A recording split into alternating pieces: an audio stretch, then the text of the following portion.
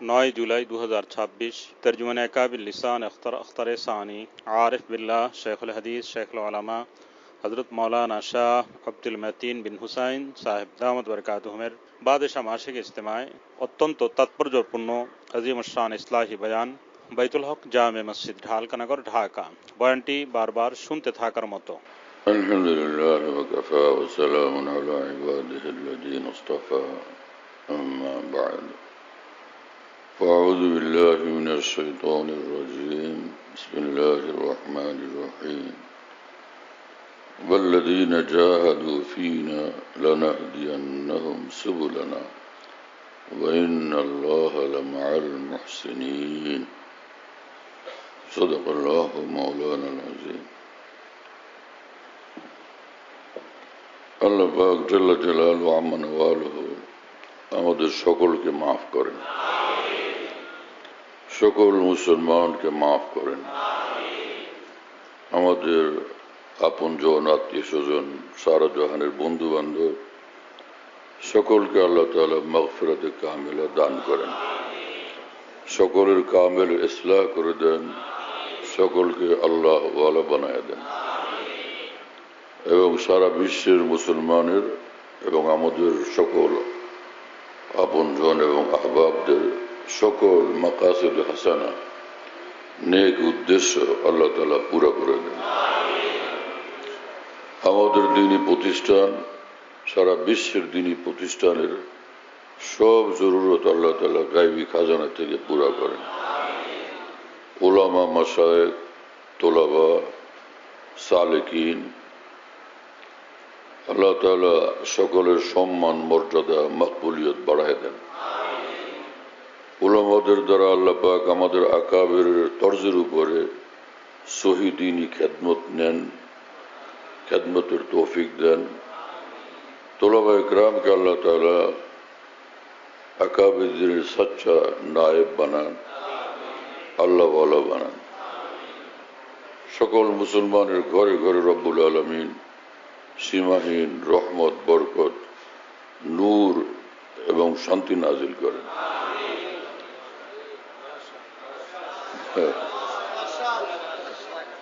এবং সারা দুনিয়ার মজলুম মুসলমানের জন্য আল্লাহ তাআলা নুসরত দান করেন, জালেমদেরকে হেদায়েত দেন। ওদের ভাগ্যে হেদায়েত না থাকলে আল্লাহ পাক ওদেরকে কুদরতে কাহেরার দ্বারা ধ্বংস করে দেন। সমগ্র মুসলিম দেশগুলোকে আল্লাহ পাক শক্তিশালী করে দেন সর্বদিক থেকে,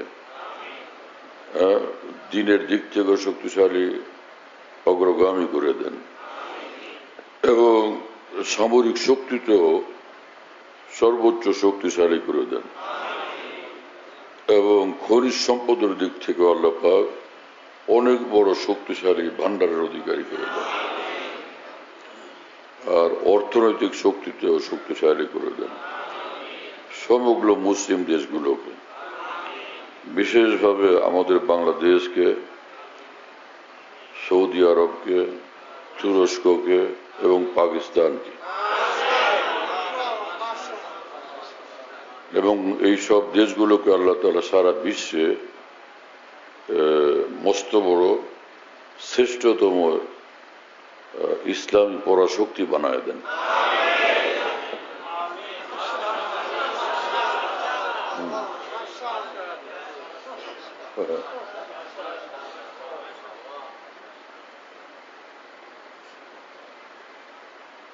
যে সকল দোয়া করলাম আল্লাহ পাকের মেহেরবানি আমার উপরে, এটা আমার প্রতিদিনের দোয়া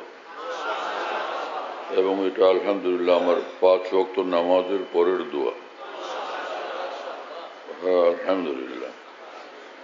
এই জন্য যে হঠাৎ আপনাদের সামনে বলা হলো, এই দোয়ার জন্য রব্বুল আলামিন নিজ দয়া আমাকে অভ্যস্ত করে দিয়েছেন। আলহামদুলিল্লাহ রাব্বিল আলামিন।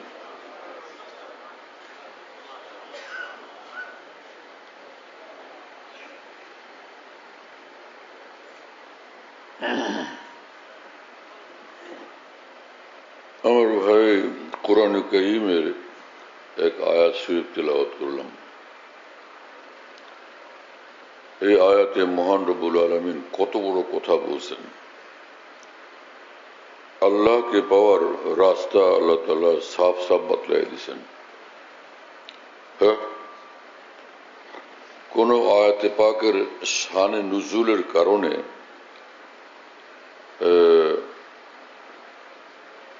ওলামায়ে কেরামের কেউ কেউ হয়তো এক আয়াতের একটাই অর্থ বলতে থাকেন, অথচ কোরআনে কারিমের ওই শানে নুজুলটাই মুখ্য বিষয়ে থাকে না, ওইটা একটা প্রসঙ্গ। কিছু কিছু আয়াত এরকম আছে যেটার তাফসিরের জন্য, ব্যাখ্যার জন্য, সেটার মর্ম এবং লক্ষ্য নির্ধারণের জন্য শানে নুজুল জানা এবং শানে নুজুলের সম্পৃক্ততা একদমই লাজিমি, ওইটা একদম বাধ্যতামূলক। হ্যাঁ, ওই শানে নুজুল ছাড়া ওটার ব্যাখ্যা সম্ভবই না। এরকম অল্প কিছু আয়াত আছে, কিন্তু সাধারণত কোরআনে পাকের অল্প কিছু আয়াত মানে যেখানে ডাইরেক্টলি কোনো বিষয় বলা হয় সেটা তো বলাই হলো, সেটা শানে নুজুল কই। কিন্তু কোরআনে পাকের যে এই কথাগুলো, এটা হেদায়েত, সামগ্রিকভাবে এটা হেদায়েতের পয়গাম, হেদায়েতের বার্তা, হেদায়েতের বাণী।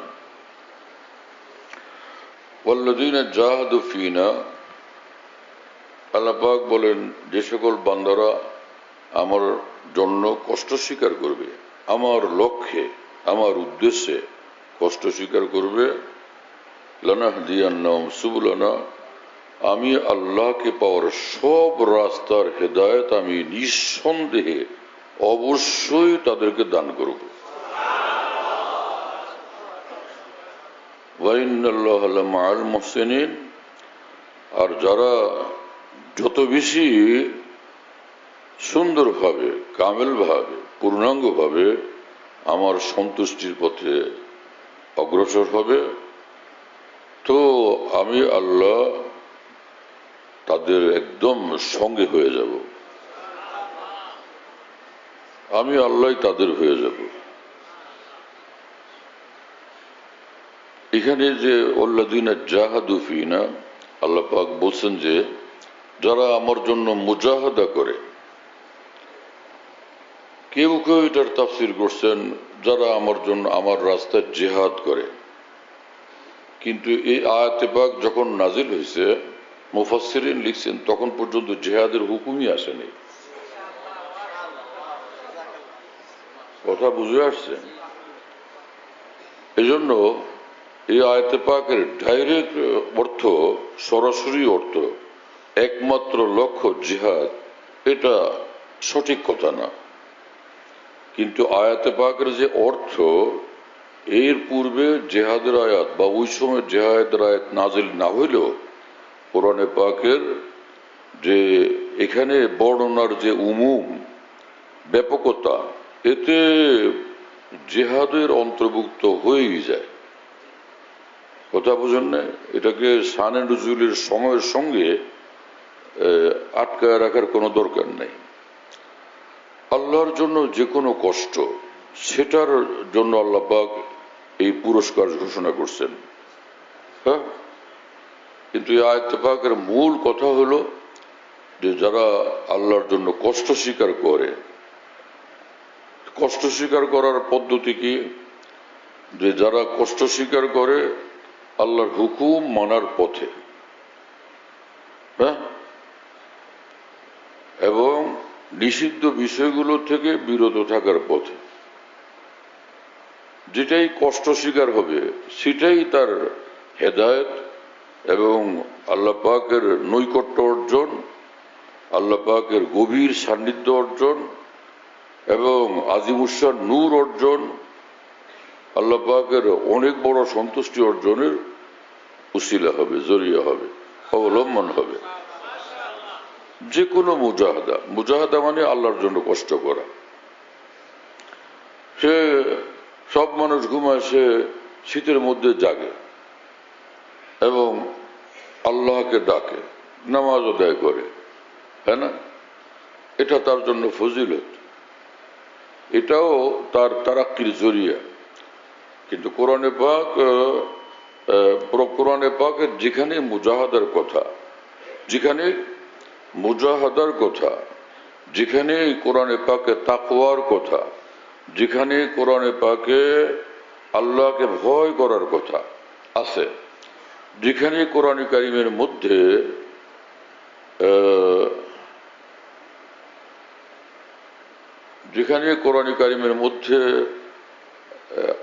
নেক আমলের কথা আছে, যে এই নেক আমল করলে জান্নাত এবং জাহান্নাম থেকে মুক্তি। কি কথা বুঝেন নাই?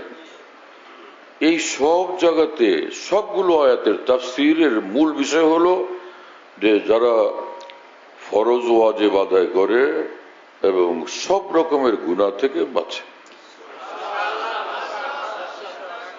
কি কথা বুঝে আসছে? আমি যে ফর্মুলা বললাম এই আয়াতগুলোর, এই ধরনের আয়াতগুলোর তাফসীরের ক্ষেত্রে, এরপরে যাদের কোরআন এই তাফসীরের কিতাব আরবিতে বুঝার মতো আলহামদুলিল্লাহ যোগ্যতা আল্লাহ দিয়েছেন, তারা ওই জায়গাগুলো লক্ষ্য করে পড়ে দেখবেন যে মুফাসসিরিন সেখানে কি লেখেন। যেখানে আছে কোরআনে পাকে যারা আল্লাহকে ভয় করে, যারা তাকওয়ার উপর চলে, হ্যাঁ, যেখানে আছে যারা নেক আমল করে, যেখানে আছে যাদের অন্তর আল্লাহর ভয়ে কাঁপে, ওই আয়াতগুলোর ব্যাখ্যা আপনারা দেখবেন যে সব জায়গাতে মুফাসসিরিন একদম আরামসে লিখে দিয়েছেন যে ইমতিসালে আওয়ামের ইজতিনাবে নাওয়াহি। এবং কিছু মুফাসসিরিন এর চেয়ে আরো স্পষ্ট করছেন যে যারা ফরজগুলো আদায় করে এবং নিষিদ্ধ কাজ থেকে, গুনাহের কাজ থেকে বিরত থাকে। পরিষ্কার কথা। কি কথা বুঝে আসছে?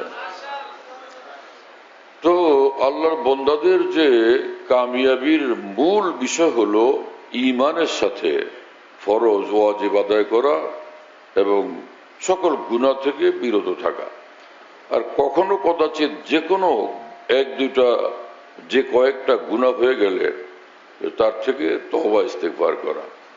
এইটুকু কাজ যারা ধরে রাখবে তারা সব কামিয়াব ইনশাআল্লাহ। এরা সব কামিয়াব, একদম কামিয়াব, বিলকুল কামিয়াব।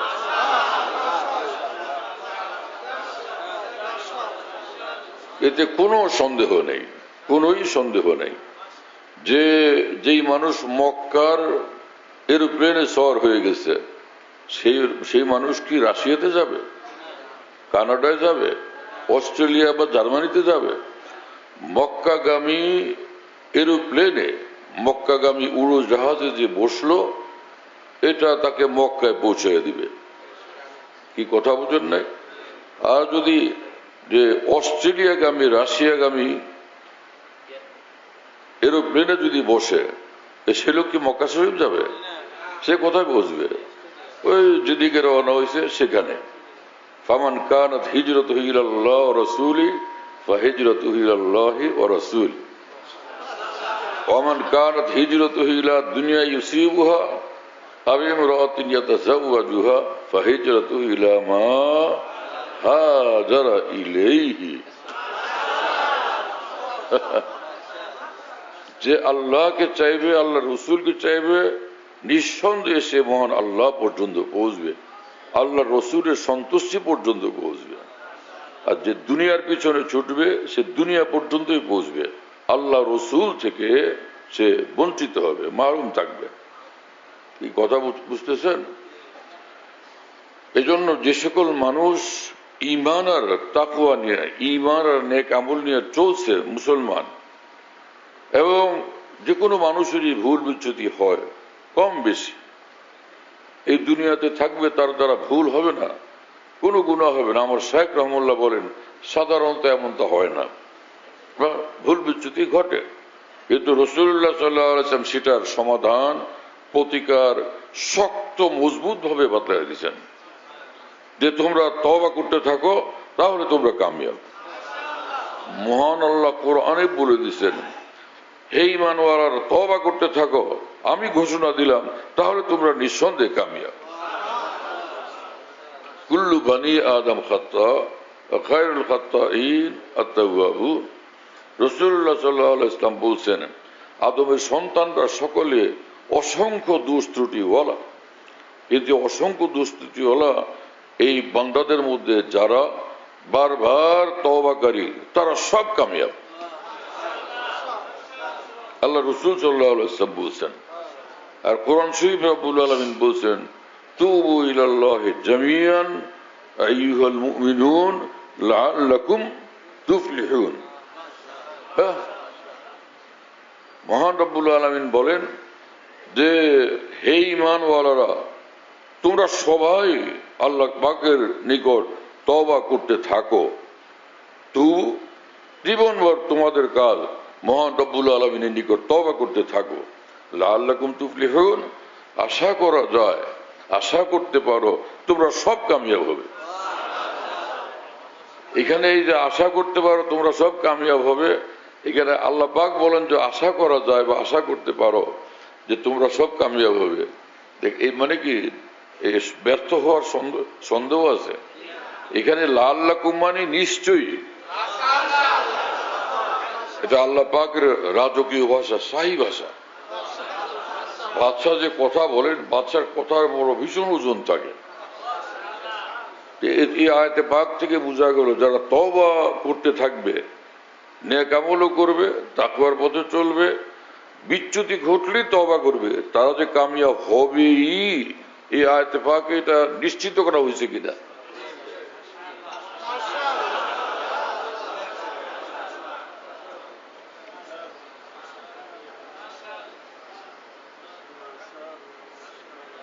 হ্যাঁ, আল্লাহ আমাদের কবুল করেন। কোরআনে পাকের বয়ান এত সুন্দর, কিন্তু কোরআনে কারিম বুঝার লোকের সংখ্যা একদম কম, একেবারেই কম। কোরআন বুঝে এরকম মানুষের সংখ্যা একদম কম। দাওরা পাস 1000 বার করলে কোরআন বুঝে ফেলছে এটা বলা যাবে না। আল্লাহ যাকে কোরআন বুঝার তৌফিক দেন সে কোরআন বুঝে। আর কোরআন বুঝার তৌফিক লাভের জন্য দরকার যে প্রথম তো একদমই পাকা তাকওয়া, গুনাহমুক্ত থাকা, যাতে অন্তর যে কোনো বাধা, আবর্জনা এবং পর্দা থেকে মুক্ত থাকে। আসমান থেকে যখন আসবে সেটা অন্তরে পৌঁছবে কেমনে যদি মাঝখানে হেজাব থাকে, পর্দা থাকে? তো তাকওয়ার নূরের কারণে পর্দা খতম হয়ে যায়। তাকওয়ার নূরের কারণে আসমান থেকে ইলম আসার পথের পর্দা খতম হয়ে যায়। আসমান থেকে কোরআন বুঝার বুঝ, জ্ঞান, হ্যাঁ, যোগ্যতা আসার পথের বাধাগুলো খতম হয়ে যায়, দূর হয়ে যায়। এ হলো একটা। আর কোরআনে কারিম আরবি ভাষা, আর সর্বোচ্চ মানের আরবি ভাষা, এর উপরে কোনো আরবি ভাষার উচ্চতা আর নাই। আরবি ভাষার উচ্চতার সীমা কোরআনে কারিমে গিয়া একদম মোকাম্মল হয়ে গেছে, এর উপরে আর নাই। কি কথা বুঝেন না? হ্যাঁ, যে পটিয়া মাদ্রাসায় এক বুজুর্গ ছিলেন, হ্যাঁ, চট্টগ্রামের পটিয়া মাদ্রাসায় এক বুজুর্গ ছিলেন। কি নাম ভাই? আরে না, সে ওখানে অনেক বুজুর্গ, হঠাৎ করে আমার নাম বুয়ালি সাহেব। আরে বুয়ালি সাহেব রহমতুল্লাহ আন্দাজে চিল্লাচিল্লি করে। তো উনি মানুষের উনি বলতেন যে আমার পিছে পিস নাই, আমার পিছে আর পিস নেই, আমার নিচে নিচ নাই, আমার পিছে পিস নাই, আমার নিচে নিচ নেই, মানে আমি সকলের পিছনে। এটা ওনার আব্দিয়ত এবং ফানাইয়ত। আমি সকলের পিছনে, আমার পিছনের কেউ নেই, আমি সবচেয়ে নিকৃষ্ট। কি সুন্দর কথা! আল্লাহু আকবার। এত সরল সহজ ভাষায় এরকম দামি কথা বলতেন, যেটা সর্বোচ্চ মানের ইমানি জিন্দেগির পরিচয়। আমার পিছে পিছ নাই, মানে আমি এত পিছনে, আমার পিছনে আর কেউ নেই। সমস্ত মুসলমান আমার আগে, আমি সকলের পিছনে পড়ে গেছি। সুবহানাল্লাহ। আমার পিছে পিছ নাই, আর আমার নিচে নিচ নাই। এত নিচে আমি, আমার থেকে নিচে আর কেউ নেই। মানে আমি সব থেকে নিকৃষ্ট। সুবহানাল্লাহ, কি মানুষ! আল্লাহ আকবার। হ্যাঁ, আমার ভাইরা, আমল কাকে বলে? হ্যাঁ, হাজারো নফল আমলের চেয়ে ভারী জিনিস যে নিজেকে নিকৃষ্ট মনে করা। হাজারো লাখো কোটি কোটি নফল আমলের চেয়ে ভারী এই জিনিস যে নিজেকে সর্বদা তুচ্ছ এবং নিকৃষ্ট মনে করা। যে সরিষার দানা পরিমাণ নিজেকে উৎকৃষ্ট মনে করবে, অর্থাৎ যে সরিষার দানা পরিমাণ অহংকার বলা হবে, তার ঠিকানা সোজা জাহান্নাম। নাউজুবিল্লাহ তাআলা মিন যালিক। এক জাররা পরিমাণ অহংকার যার ভিতরে থাকবে, সে কোথায় যাবে? জাহান্নামে। এক মাওলানা সাহেব আসছে বিদেশে পড়ে টুরে, হ্যাঁ, বিদেশে পড়ে টুরে আসছে।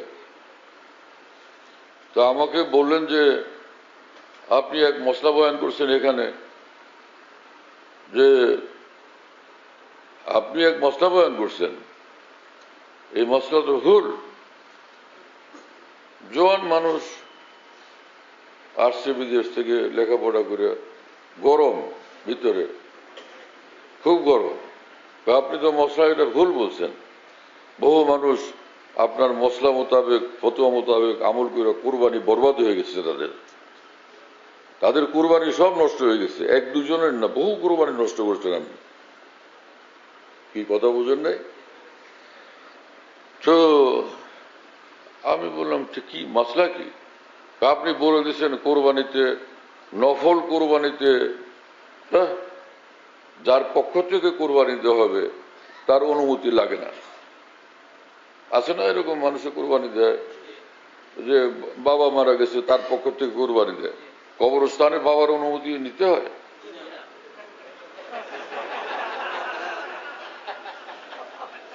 আবু বকর সিদ্দিক রাদিয়াল্লাহু আনহুর পক্ষ থেকে কোরবানি দেয়, আয়েশা সিদ্দিকা রাদিয়াল্লাহু আনহা, ফাতেমা রাদিয়াল্লাহু আনহা, খাদিজা রাদিয়াল্লাহু আনহার পক্ষ থেকে কোরবানি দেয়। মদিনা শরীফে গিয়ে কবরস্থান থেকে অনুমতি নিয়ে আসতে হয়? হ্যাঁ, আমাদের বুজুর্গানের দিনের নামে আমরা কোরবানি দিই না? ও তাদের থেকে অনুমতি আনতে হয়? এরকম জীবিত যারা পৃথিবীতে বিভিন্ন দেশে, তাদের পক্ষ থেকে নফল কোরবানি দিলে অনুমতি লাগে? ওই হুজুরে আমাকে বললেন যে আপনি এরকম মশলা বলছেন, হাজী সাহেবরা ব্যাপকভাবে কোরবানি দিচ্ছে আপনার কথা মতো, এদের সব কোরবানি নষ্ট হয়ে গেছে। जहां तक मेरी तहकीकात का ताल्लुक है,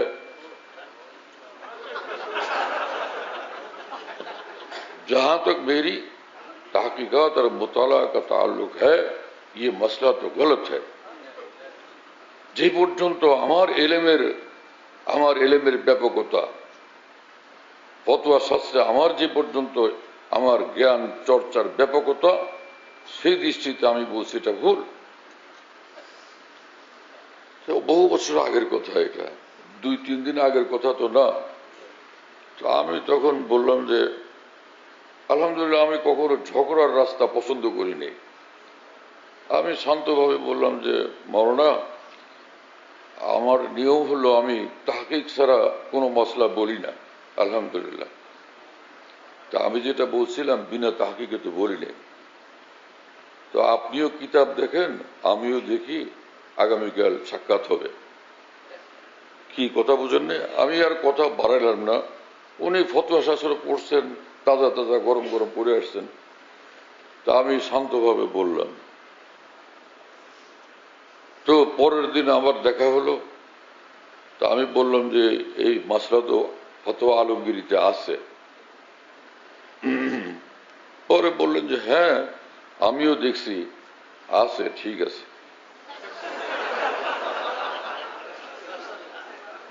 আছে, ঠিক আছে, বাস কথা। কিন্তু তার আগের দিনের যে কথার ধরনটা কি, যে পর্যন্ত ফতোয়া শাস্ত্রের আমার চর্চা আছে, সে আলোকে বলছি। কি অবস্থা মানুষের! হ্যাঁ, আল্লাহ তাআলা রহম করেন। মানে এমন ভাষায় জবাব দিছে, যেরকম ভাষায় জবাব দিতে পারতেন মুফতি মাহমুদ হাসান গঙ্গুই রহমতুল্লাহ আলাইহি। যেই ভাষায় জবাব দিতে পারতেন, দিলে হযরত মাওলানা রশিদ আহমদ গঙ্গুই রহমতুল্লাহ আলাইহি, ইবনে আবিদিন শামী রহমতুল্লাহ আলাইহি সেই উচ্চতা থেকে ইনি উত্তর দিলেন। এটা কি এরকম উত্তর দেওয়া ঠিক ছিল? আফসোসের কথা। হ্যাঁ, এই জন্য এলেম পড়া যথেষ্ট না, আবদিয়ত অর্জন জরুরি। আবদিয়ত অর্জন জরুরি, ফানাইয়ত অর্জন জরুরি। দামি কিছু না, যে কোনো ভাষা, এটা আলেমের ভাষা এরকম হয়।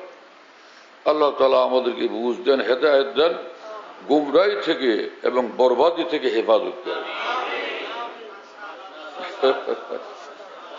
কিছু বুঝে বলবি?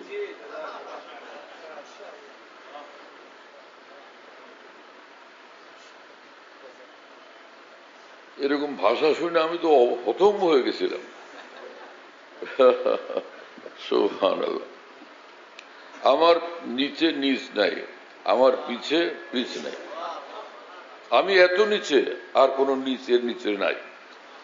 আর আমি এত পিছনে, আমার পিছনে আর কেউ নেই। এই কথাটা সে বর্ণনা করছেন হযরত মাওলানা সুলতান জাওক রহমতুল্লাহ আলী। বুয়ালি সাহেব রহমুল্লাহর একটা জীবনী লিখছেন উনি। সেই জীবনীর মধ্যে ওনার এই মূল্যবান মলফুজাত গুলো, কথাগুলো উল্লেখ করছেন। তো যাই হোক, এটা তো একটা প্রসঙ্গ আসলে দারুণ মজাদার। এটা মজাদার কিনা, বরং এটা একটা ফরজের আলোচনা।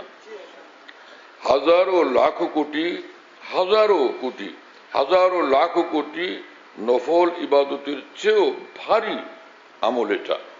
নিজেকে সর্বদা তুচ্ছ মনে করা, নিচু মনে করা, যে আমার মতো নিকৃষ্ট কেউ নেই। হ্যাঁ, সব মুসলমান থেকে আমি নিকৃষ্ট।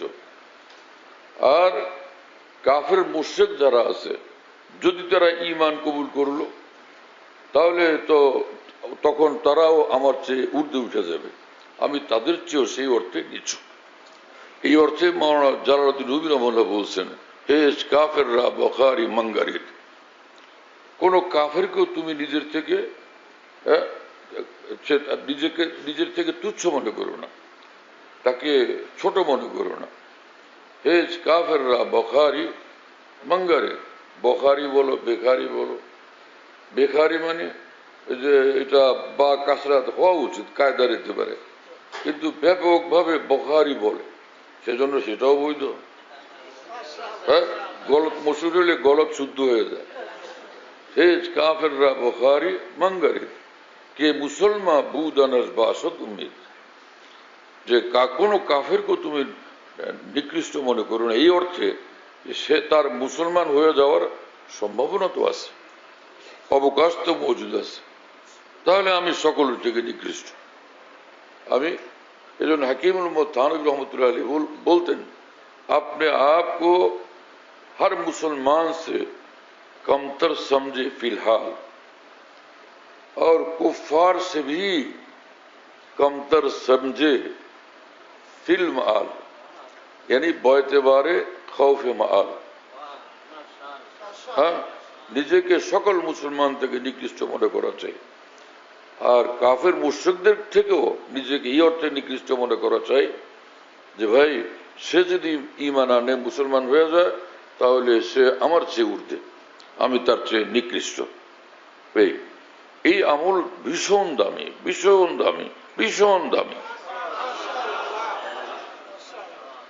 কোনো কারণে আমার নামাজ, আমার জিকির, আমার তেলাওয়াত, আমার এলেম, আমার আমল, আমার তাহাজ্জুদ, আমার হজ, আমার উমরা, আমার কোরবানি, আমার দান দাক্ষিণ্য, এই কারণে আমি উত্তম, আমি ঊর্ধ্বে, আমি উৎকৃষ্ট, আর এসব যারা করেন তারা নিকৃষ্ট, নিচে, এটা ভাবার কোনো অবকাশ নেই, এটা জায়েজই নেই। নিজেকে উৎকৃষ্ট ভাবা হারাম। হারাম না, ভয়ঙ্কর হারাম, জঘন্য হারাম, কঠিন হারাম। এই কথা বুঝতেছেন? আল্লাহ আমাদেরকে বাঁচান। এত মারাত্মক জিনিস। তাকাব্বুর আজাজিল এরা খার কর, বজিন্দান লানত গ্রেফতার কর।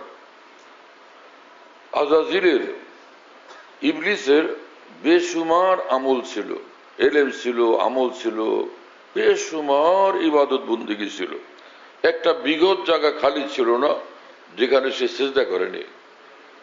এত ইবাদত বন্দেগী করছে ইবলিস, এরপরও সে ধ্বংস হয়েছে, বরবাদ হয়েছে, অভিশপ্ত হয়েছে এবং চিরদিনের জন্য সে জাহান্নামে থাকবে। একটা মাত্র কারণ, সেটা হলো আবা ওয়াস্তাকবারা, সে আল্লাহ পাকের হুকুমটাকে প্রত্যাখ্যান করছে অহংকারের কারণে। তার মধ্যে অহংকার ছিল, অহংকার তার সমস্ত আমল, এলেম, এবাদত সবকিছুকে ধ্বংস করে দিচ্ছে। তাহলে সে অহংকার থেকে বাঁচা আমাদের জন্য তাহলে কতটা জরুরি। হ্যাঁ, শুনতেছি ভাই। हकीमुल उम्मत थानवी बोलें, इब्लीस आलिम था, आबिद था, आरिफ था। इब्लीस बड़ो आलिम ছিল, आबिद ছিল, आरिफ ছিল, मारिफत वाला ছিল, কিন্তু এরপরও ধ্বংস হয়েছে নফসের কারণে। फिर भी बर्बाद हुआ, गुम हलाक हुआ। क्यों? তারপরও তার ধ্বংস হলো, এটা কারণটা কি? যে यही नफ्स था जिसने उसको मरदूद किया। এই নফসটাকে মরদুদ বানাইছে। নফস, এই অহমিকা, আমিত্ব, এই অহংকার তাকে শেষ করে দিয়েছে। আল্লাহ আমাদের হেফাজত করেন। সাগর, সাগর কিভাবে মনে করবে আমি কুয়ার থেকে বা পুকুরের থেকে ছোট?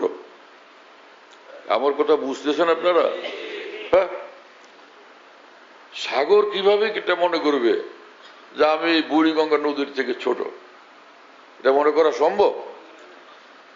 আর পুরো আম গাছে হাজার হাজার আম, কাঁঠাল গাছে হাজার হাজার কাঁঠাল, সেই হাজার হাজার আম আর কাঁঠাল গাছ, আমওয়ালা কাঁঠালওয়ালা গাছ কেমনে মনে করবে আমি ফল শূন্য, আমি সব ফল শূন্য? আর ওই যে একটা ঠুন্ডা, ওই যে তাল গাছ, বাবা কি বলে এটারে, যে গাছের কিছুই ফল হয় না, সেটার নাম কি? ঝাউ গাছ। যে খাড়ায় রয়েছে লম্বা হয়ে, মনে করলো না সারে আমার থেকে বড়, ওনার সব আছে আমার কিছু নাই। এটা মনে করা মুশকিল কিনা? হ্যাঁ, যে দাওরা পড়ে সে মনে করলো, দাওরা হাদিস পড়ে বুখারী, সে বললো আমি মিজান বলার চেয়ে নিকৃষ্ট, আমি তার চেয়ে তুচ্ছ এবং ছোট। এটা কেমনে মনে করবে? যে এম.এ পাস, সে কেমনে মনে করবে আমি ক্লাস 2 ওয়ালা ক্লাস 1 ওয়ালার চেয়েও আমি তুচ্ছ? মুশকিল লাগে না? হ্যাঁ, যে সূর্য এটা কিভাবে মনে করবে যে আমি চেরাগের থেকেও তুচ্ছ, হারিকেনের চেয়েও তুচ্ছ? এটা মনে করতে পারে? মুশকিল কি না? তাহলে যে মানুষ উপরে আছে, পুরানো নামাজওয়ালা, পুরানো রোজাওয়ালা, পুরানো হজ জাগাতওয়ালা, পুরানো ইবাদতওয়ালা, 1000 বছরের ইবাদতওয়ালা, 80-90 বছর তো 1000 বছর, হ্যাঁ, সে এবং ইলম কালাম যার বেশি, ভীষণ বড় আলেম, বড় শাইখুল হাদিস, বড় মুফতি সাহেব, সে মনে করবে এই পিছি তালবে ইলমের চেয়ে আমি আরো তুচ্ছ। এটা মনে করবে কেমনে? কি কথা বুঝতেছেন? অথচ এটা মনে করতে হবে, মনে করতে হবে। কিন্তু এখানে ঘটনা আছে, আমি বুখারী শরীফ পড়ি, ওর মিজান আমার বুখারীর চেয়ে আরো ঊর্ধ্বে, এটা না। আমি এম.এ পাস, এটা ঠিক আছে। আমি বুখারী শরীফ পড়ি, এটা ঠিক আছে। আমি মহাসাগর, সেটা বাস্তবে ঠিক আছে, কিন্তু এটা আমার নিজের অর্জন নয়, সির্ফ আমার আল্লাহ পাকের বিনা শর্তের দান। এটা আমার আল্লাহর মেহেরবানির দান, অনুগ্রহের দান। এটা আমার নিজস্ব কিছু নয়, এটা আমার আল্লাহ পাকের দান, আমার নিজস্ব কিছু নয়। কি কথা বুঝে আসছে? আরেক জিনিস হলো, থাক আমার কাছে হাজার হাজার এই ফল ফুরুট, মানে হাজারো ইলম কালাম, হাজারো জ্ঞান বুদ্ধি, হাজার অর্থ সম্পদ, কিন্তু আমি কি আল্লাহর কাছে কবুল হয়ে গেছি? যে কবুল হয়ে গেছে সে ঊর্ধ্বে, যে আল্লাহ পাকের নজরে বড় সম্মানিত, সেই সম্মানিত, সেই ঊর্ধ্বে, সেই বড়। আমি তো আমার জীবনের হাজারো পাপাচার, হাজারো দোষ চুরির কারণে আমি একদম নিচে, একদম নিচে, একদম নিচে। আমার হাজারো ভুল ত্রুটি অপরাধের কারণে সে আমি হাজারো নিচে, আমি পাতালেরও নিচে, এত নিচে যে আমার নিচে আর কোনো নিচ নাই। কি কথা বুঝেন নাই? আর যাদেরকে দেখি ওরা এখনো পড়ে নিচে, অর্থের নিচে, সম্পদের নিচে, ইবাদতের নিচে, পিছনে, কিন্তু তারা এমন ভাবে করে, আমার তো এই ধারণা তারা এমন ভাবে আমল করে তাদের এক এক আমল আল্লাহর দরবারে কবুলযোগ্য, কবুলযোগ্য এবং কবুল হয়ে যায়। যারটা কবুল সেই বড়, যারটা কবুল হয়ে যায় সেই বড়। অতএব একজনের সকলের প্রতি ন্যাক ধারণা রাখা, সুধারণা রাখা ফরজ। ফরজ না নাকি নফল? সুধারণা পোষণ ফরজ। তো সব মুসলমানের প্রতি আমার সুধারণা পোষণ ফরজ। অতএব সকল মুসলমান, আমি এটা ধারণা করি আমার চেয়ে ঊর্ধ্বে, সে তারটা কবুল হয়ে গেছে। যখন কবুল হয়ে গেছে তার আমল, সেটা সেই ঊর্ধ্বে আছে, আর আমারটা কোনো খবর নাই কবুল হলো কি না। অতএব আমি নিচে। এটাকে হাকিমুল থানভী বলছেন, নিজেকে আফজল মনে করা জায়েজ নেই। আফজল অন্যেরা, আমি আফজল না। উত্তম অন্যেরা, উৎকৃষ্ট অন্য সকলে, আমি নিকৃষ্ট, আমি নিকৃষ্ট, আমি নিকৃষ্ট, বিনা দলিলে আমি নিকৃষ্ট। উজুদুকা জাম্বুন, আমি আপাদমস্তক পাপে ডুবা, আমি আপাদমস্তক পাপে ডুবা। আমার একটা অন্যায়ের জন্য আল্লাহ পাক কিয়ামতের ময়দানে ধরলে আমার উপায় নেই, কোন উপায় আছে? এই জন্য আমি নিকৃষ্ট। বুঝে আসতেছে ভাইরা?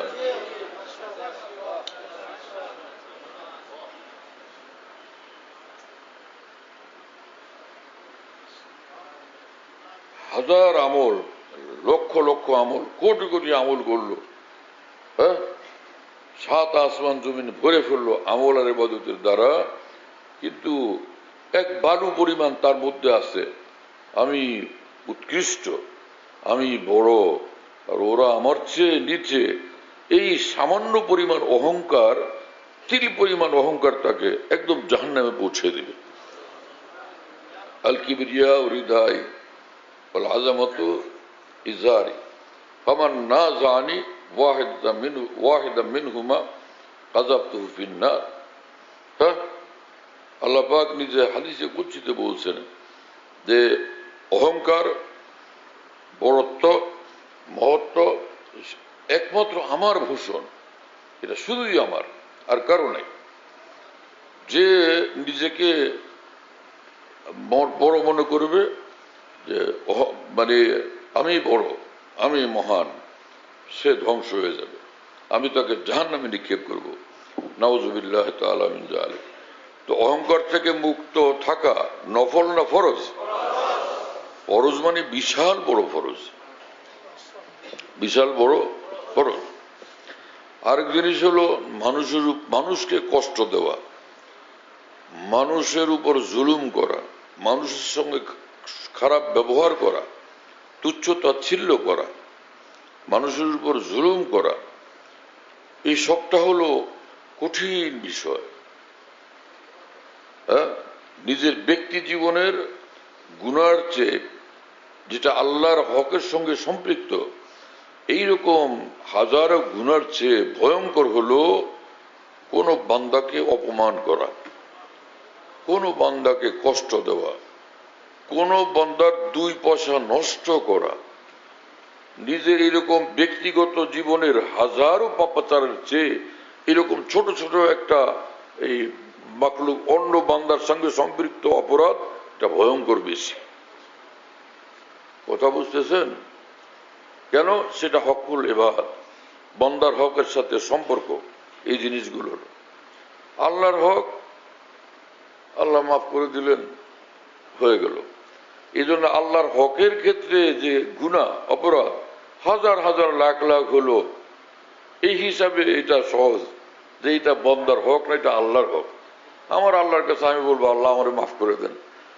আমার গুনাহ হওয়ার কারণে আল্লাহর কোনো সমস্যা হয় নাই, যে আল্লাহর গোডাউনে কিছু টান পড়ে গেছে বা আল্লাহ পাকের সম্মানে কোনো আঘাত লাগছে, এরকম কিছুই না। হাজার লাখ ও কোটি কোটি হোক, এইরকম গুনাহ যদি হয় আর আল্লাহ পাকের কাছে বান্দা বললো যে আল্লাহ আপনি আমারে মাফ করে দেন, আল্লাহ পাক বললেন যা তোরে মাফ করে দিলাম, খালাস। কিন্তু হযরত হাকিমুল উম্মত মাওলানা আশরাফ আলী থানভী রহমাতুল্লাহ আলাইহি বলেন 3 পয়সা এক লোক দিতে পারে না। ওই লোক একজন তাকে খাবে, দেখছে যে কি অবস্থা, বললো যে ভাই 3 পয়সা একজনে পাবে, সেজন্য আমাকে আটকানো হয়েছে। হযরত হাকিমুল উম্মত থানভী বলেন না, সে আটকানো হয়েছে তার 700 কবুল নামাজ ওরে দিতে হয়েছে। 700 কবুল নামাজ, 700 কবুল নামাজ তারে দিতে হয়েছে। কি মুশকিল ব্যাপার! তাহলে বান্দার হক হালকা ব্যাপার না কঠিন ব্যাপার? ইয়া রব, ইয়া রব। আমি দেখছি যে আমাদের দেশে বিভিন্ন সময় বিভিন্ন হাজী সাহেব, দিনদার লোক বলতেন যে আমি এরকম ঋণগ্রস্ত, আমি ভয় পাইতেছি, আমি ঋণ আদায় করে মরতে পারবো কিনা, আমি ঋণ আদায় না করতে পারলে মরে গেলাম, আমার উপায় কি হবে, ভয় কাঁপতেছে। এটা বাস্তব জিনিস যে বান্দার হক এটা আদায় করার জন্য ফিকির থাকা চাই। কিন্তু আশ্চর্যের বিষয় হলো যে আমাদের সমাজে, আমাদের দেশে, পৃথিবীতে বহু দিনদার লোক আছে যারা পরের হাজার হাজার লাখ লাখ টাকা লুটপাট করে খায় আরামসে এখন ভদ্রলোক ফেরেশতা হয়ে বসে আছে। এই ফেরেশতা ধরা পড়বে হাসরের মাঠে। এই ফেরেশতা ধরা পড়বে কোন জায়গায় গিয়া? হাসরের মাঠে। ঘুষ খাওয়া, চাঁদাবাজি করা, লুটপাট করা, পরের বাড়িঘর দখল করা, জায়গা জমি দখল করা, কি যে করতেছে মানুষ। হজের উপর হজ করতেছে, উমরার উপর উমরা করতেছে, সমাজে বড় নেতা হিসাবে নিজেকে প্রতিষ্ঠিত করে বসে আছে, কিন্তু লুটপাটকারী সে। চাঁদার নামে নানান কলা কৌশলে এই মানুষের হক নষ্ট করে, মানুষ থেকে লুটপাট করে, খাইতেই থাকে। কি যে এত খাওয়ার দরকারটা কি বেটা? এত খাওয়ার দরকার কি? পীরজি হুজুর রহমতুল্লাহ বাংলাদেশের এক বিখ্যাত বুজুর্গ ছিলেন, বড় আলেম ছিলেন, বহুত বড় বুজুর্গ ছিলেন, ঢাকার বড় কাটা মাদ্রাসার প্রতিষ্ঠাতা ছিলেন এবং কুমিল্লাতে হুজুরের বাড়ি ছিল, এবং অনেক বড় মুনাজের ছিলেন। যেখানে মুনাজারা করতেন, বস করতেন, প্রতিপক্ষকে হারায় দিতেন, নিশ্চিত নিজে কামিয়াব হইতেন। ঢাকাতে যে বেদাত বেশি ঢুকতে পারে নাই, তার কারণ হলো এই কয়েক ব্যক্তি, হযরত মাওলানা শামসুল হক ফরিদপুর রহমতুল্লাহ আলাইহি, মানে সদস্য হুজুর, হাফেজ জি হুজুর, মুফতি দীন মোহাম্মদ খান আর পীর জি হুজুর রাহিমাহুল্লাহ তাআলা, আল্লাহ তাদেরকে জান্নাতুল ফিরদাউসের সবচেয়ে আলা মাকাম দেন। এই কয়েকজন মানুষের কারণে ঢাকাতে বেদাত আগে তো ঢুকতেই পারছিল না, পরে ঢুকছে কিছু কিছু, কিন্তু বাকিটা এতটা সাহস করতে পারেনি যে এদের সামনে, তাদের ব্যক্তিত্বের সামনে, দ্বীনি ব্যক্তিত্বের সামনে কেউ শয়তানেরা আগাইতে পারে নাই বেশি। কি কথা বুঝেন না? এই গেন্দারিয়া ঢালকানগর এরিয়া এক বেদাতি আসছিল মুফতি দীন মোহাম্মদ খান রহমুল্লাহর জমানায়। এই এলাকার লোক যে বলছিল এই মুফতি দীন মোহাম্মদ খান রহমুল্লাহকে চকবাজারে, উনিও ঢাকায় মানুষ ছিলেন, বললেন যে হুজুর আমাদের এলাকায় এক বেদাতি আসছে। তোরা আসছিস কি জন্য? জলদি যা, ওই বান আর বল যে দীন মোহাম্মদ খান আসতেছে। এই এলাকার লোক আমার শুনেছে এই কথা। আইসাই বলছে তোরে বানতে গেছে, হুজুর আসতেছে। ও এখান থেকে দৌড়ে পালাই গেছে। ভাগ রে মির্জা, ইহা আছে ভাগ রে, আজও ভাগ কাইলো ভাগ, পালায় চলে গেছে এখান থেকে। কি কথা বুঝ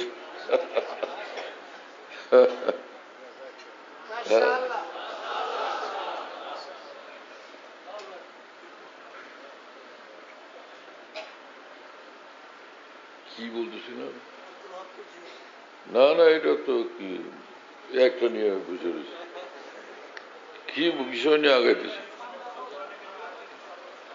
হ্যাঁ,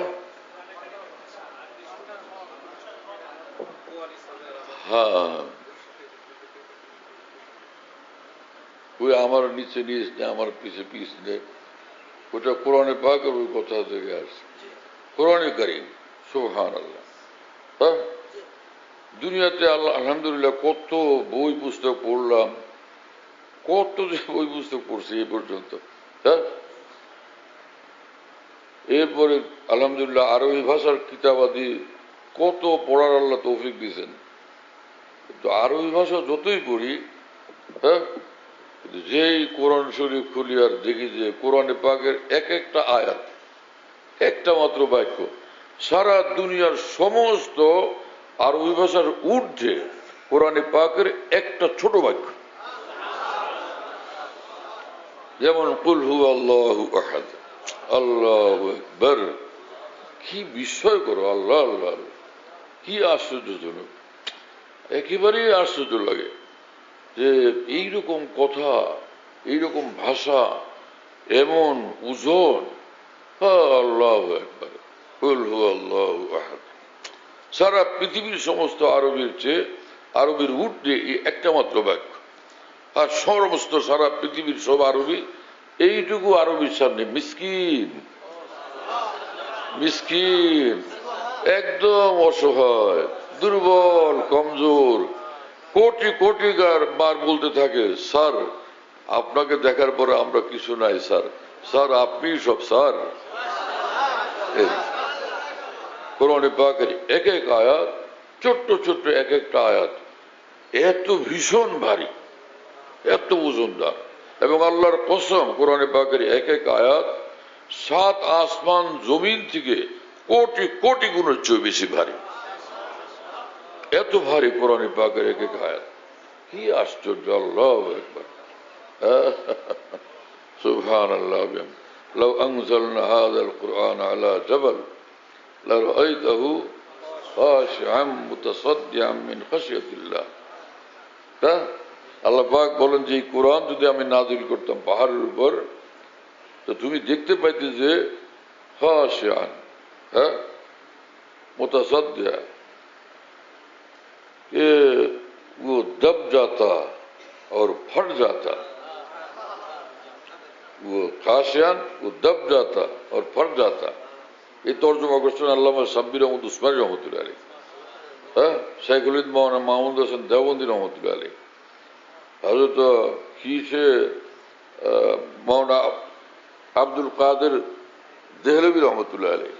হ্যাঁ, কি মানুষ তারা ভাই। হ্যাঁ, আমাদের দেশের এক হুজুরকে দেখলাম কে কে কোরআনের তাফসীর ভুল করছে এগুলো উনি নোট করতেছেন। হাকিমুল উম্মত মাওলানা আশরাফ আলী থানভীর তাফসীরের ভুল, হ্যাঁ, শাইখুল হিন্দের তাফসীরের ভুল, মুফতি শফি সাহেব রহমতুল্লাহর তাফসীরের ভুল, এক একজনের তাফসীরের ভুল, এগুলোকে নোট করে কিতাব ছাপতেছেন। আপনার এই কাজ কে দিল? এই আকাবের দিনের তাফসীর ভুল, তর্জমা ভুল, আর আপনি এত এলেমওয়ালা হয়েছেন যে আপনারটা সহি। কি হলো আপনাদের? হ্যাঁ, বুঝে শুনে তো কাজ করেন ভাই মাওলানা, নিজের আখেরাত ধ্বংস না হয় সেটার ফিকির করেন। আদব কোথায় গেল আপনার মধ্যে? হ্যাঁ, কাওমি মাদ্রাসায় লেখাপড়া করার পরেও হ্যাঁ, সে নিজের মধ্যে আদব কোথায় গেল? আর সে দারুল দেওবন্দের মাওলানা কাসেম নানুতুবির চেয়ে আপনি বড় আল্লামা। মাওলানা কাসেম নানুতুবি রহমতুল্লাহ আলাইহিকে হাজী ইমদাদুল্লাহ মুহাজির বক্কি রহমতুল্লাহ আলাইহি তিনি নিজের লেখা একটা পাণ্ডুলিপি দিলেন যে মাওলানা এর মধ্যে এটা আপনি একটু দেখে দেন। হ্যাঁ, হাজী ইমদাদুল্লাহ সাহেব দিলেন মাওলানা কাসেম নানুতুবিকে। মাওলানা কাসেম নানুতুবি রহমতুল্লাহ ওইটা দেখার সময় দেখলেন যে এক জায়গায় একটা বানানের ভুল আছে, বানান ভুল আছে। তো এইটা যে কারেকশন দিবেন না, কারেকশন করবেন না, তাসহিহ করার জন্য দিচ্ছেন তো, যেটা ভুল হয় আপনি ঠিক করে দিবেন, এই তো সেজন্য দিচ্ছেন।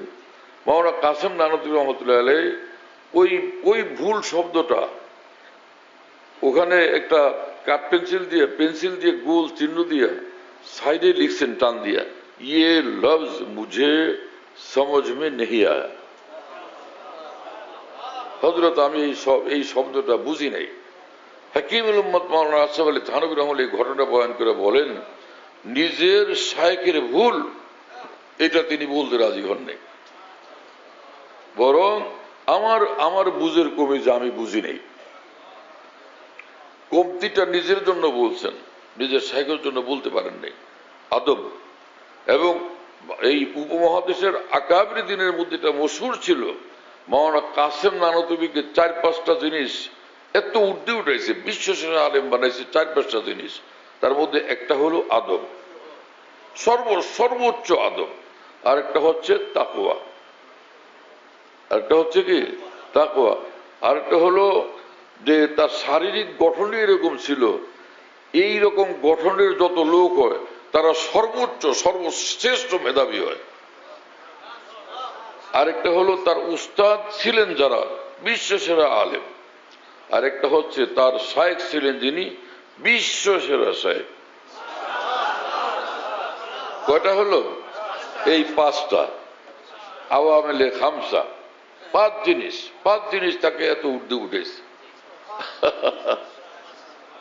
যেটা শারীরিক গঠন, যে এইরকম গঠন যাদের হয়, তো মেডিকেল শাস্ত্রের বিজ্ঞানীরা বলেন এইরকম মানুষ সবচেয়ে বড় মেধাবী হয়।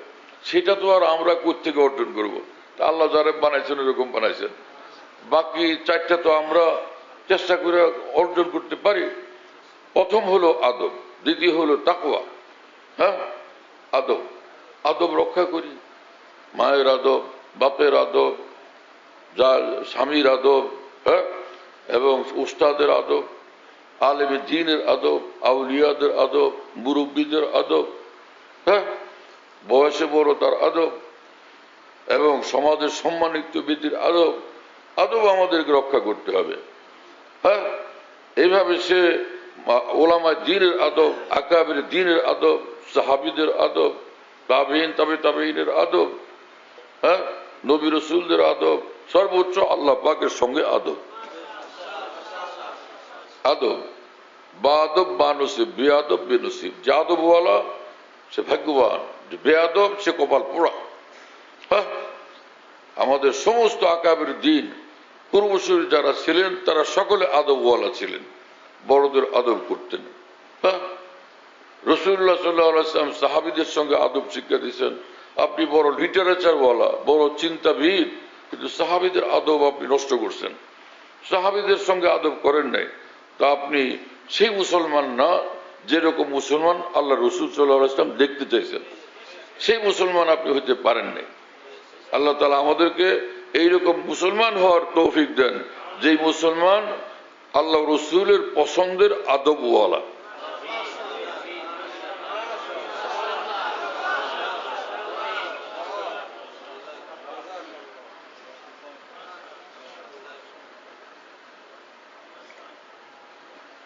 বলতেছিলাম কোরআনে কারীম এর গভীরতা বুঝতে হলে 3 জিনিস দরকার।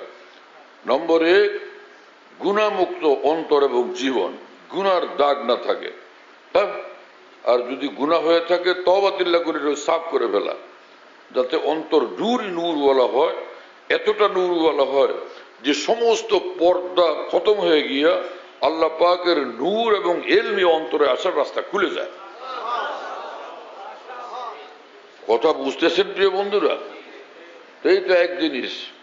হ্যাঁ, কি হলো এটা? তাকওয়া, গুনাহমুক্ত অন্তর এবং জীবন, পর্দা মুক্ত অন্তর এবং জীবন, এই হলো এক জিনিস। পর্দা মুক্ত অন্তর, বাধাহীন, হ্যাঁ, কোনো বাধা বিপত্তি থাকে না ঊর্ধ্ব জগৎ থেকে নূর আসার ক্ষেত্রে। তো এই নূর তার কোরআনের গভীরতায় তাকে পৌঁছে দিবে, কোরআনে পাকের অর্থ এবং মর্মের গভীরতায় তাকে পৌঁছে দিবে।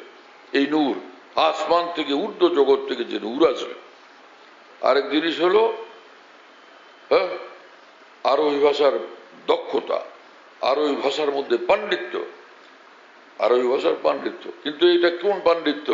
যে আরবি বলতে পারে ধুম, আরবি লিখতে পারে ধুম, কিন্তু কোরআন সুন্নাহর যে আরবি ওইটার গভীরতা বুঝতে পারে না। আর যে মহান আকাবের দিন বুঝছেন, কোরআন সুন্নাহর গভীরতায় পৌঁছছেন, তাদের তর্জমাকেও ভুল বলা হয়, তাদের ব্যাখ্যাকেও ভুল বলা হয়, নিজেরটাকে উর্দে বলা হয়। তো এইটা কোন ধরনের আরবি শিখলেন? এমন আরবি শিখলেন আর শিখাইলেন যে আকাবের দিনের ভুল ধরার জন্য ব্যস্ত হয়ে গেলেন। এইরকম আরবি পড়ার কি দরকার ছিল? ওই আরবি পড়া দরকার ছিল যে আরবির সঙ্গে আকাবের দিনের আদব বিদ্যমান আছে, যে আকাবের দিনের প্রতি আদব শতভাগ অক্ষুণ্ণ আছে, অক্ষত আছে, সে আরবি পড়া দরকার ছিল।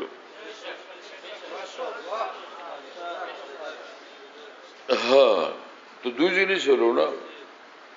3 নম্বর হলো যেই মানুষ একদমই আল্লাহকে পেয়ে গেছেন, তিনি আল্লাহ পাক তার, তিনি আল্লাহ পাক তার। दोनों जानिब से इशारे हो चुके, हम तुम्हारे तुम हमारे हो चुके। দুই দিক থেকে ইশারা। আল্লাহ পাক ইশারা দিয়ে বলে দিচ্ছেন তুই আমার, আর এই বান্দা বলে দিচ্ছে আপনি আমার। এইরকম গভীর তাল্লুক মা আল্লাহওয়ালা হওয়া চাই, এইরকম তাল্লুক মা আল্লাহওয়ালা, এইরকম শক্ত মজবুত ভারী তাল্লুক মা আল্লাহ, যে আল্লাহওয়ালা তার সঙ্গে সম্পর্ক রাখা চাই, তার সঙ্গে সম্পর্ক রাখা। সোহবতে আহলুল্লাহ, সোহবতে আহলুল্লাহ মানে আল্লাহ ওয়ালার সোহবত। এমন এক পিসাব ধরছে, পিসাব নিজেই ডাইন বাম জানে না, কিছুই বুঝে না। পিসাব নিজে দিন রাত 24 ঘন্টা খালি ছবি তোলা নিয়ে ব্যস্ত। আরে ভাই, তুমি 3 রাত ছবি তোলা নিয়ে ব্যস্ত, হ্যাঁ, ভিডিও করা নিয়ে ব্যস্ত, এটাই আলামত আল্লাহর সঙ্গে সম্পর্ক ভালো পয়দা করতে পারো নাই। আল্লাহর সঙ্গে তোমার সম্পর্ক ভালো থাকলে এই দুঃসাহস তুমি করতেই পারতা না, ভয়ে কাঁপতে থাকতা। ভয়ে কাঁপার মানে কি? ভয়ে কাঁপার মানে মুফাসসিরিন লিখছেন, আকাবের দ্বীন লিখছেন যে ভয়ে কাঁপার মানে হলো যে সে আল্লাহর ফরজ হুকুমগুলোর উপর আমল করে, এবং আল্লাহ পাকের নজরে যেগুলো খারাপ জিনিস, গুনাহ, সেদিকে সে যায় না। দুই জিনিস, সেই জিনিস থেকে বিরত থাকে। যেমন কোরআন শরীফ আল্লাহ পাক বলছেন ইন্নামাল মুমিনুনা আল্লাযীনা ইযা যুকিরাল্লাহু ওয়াজিলাত কুলুবুহুম, হ্যাঁ, যে মুমিন তারা, মুমিন, এই মুমিন মানে এখানে মুমিন কামেল। কোরআন শরীফে যেখানে মুমিন বলেন আল্লাহ তাআলা, তো এটার উদ্দেশ্য কি? ল্যাংড়া মুমিন, আন্দা মুমিন, কানা মুমিন, অর্ধেকিয়া মুমিন? হ্যাঁ, যে আল্লাহ পাক নিজে কোরআন শরীফে আলোচনা করবেন যে যারা অর্ধেকিয়া মুমিন তারা আমার ভয়ে কাঁপে। কি জাহেলের কথা এটা, আহমকের কথা না এগুলি। কোন মানুষ এরকম আল্লাহর সাথে কথা কিভাবে চিন্তা করতে পারে? আল্লাহ অর্ধেকিয়া মুমিনের কথা কইতেছে, আন্দা কানার ল্যাংড়াটা। আল্লাহ পাকের শান এরকম যে ওই যে আরবের মুশরিকরা বলতো যে ফেরেশতারা এগুলি মেয়ে লোক, এগুলি আল্লাহর মেয়ে, নাউযুবিল্লাহ তাআলা মিন যালিক। আল্লাহ পাক কোরআন শরীফে বলছেন তোমরা ছেলে সন্তান হলে, পুত্র সন্তান হলে খুশি হও, আর মেয়েগুলার দিলে আমার ভাগে। আল্লাহ তাআলার কথা এত আজীব। আল্লাহ, তোমরা পুরুষ ছেলেগুলারে পছন্দ করো, বলো যে আমাদের মেয়ে হলে এটারে নিয়ে তোমরা দাফন করে দাও, জেতা দাফন করো, আর অথচ তোমরা আমার ভাগে দিলে সবগুলি মেয়ে দিলে আমার ভাগে, যে ফেরেশতারা সবগুলি মেয়ে আর এগুলি সব আল্লাহর মেয়ে, নাউযুবিল্লাহ তাআলা মিন যালিক। তা আল্লাহ পাক কি রকম কথা কইছেন? মেয়েগুলি আমারে দিলে এটাকে ব্যাপারটা কি?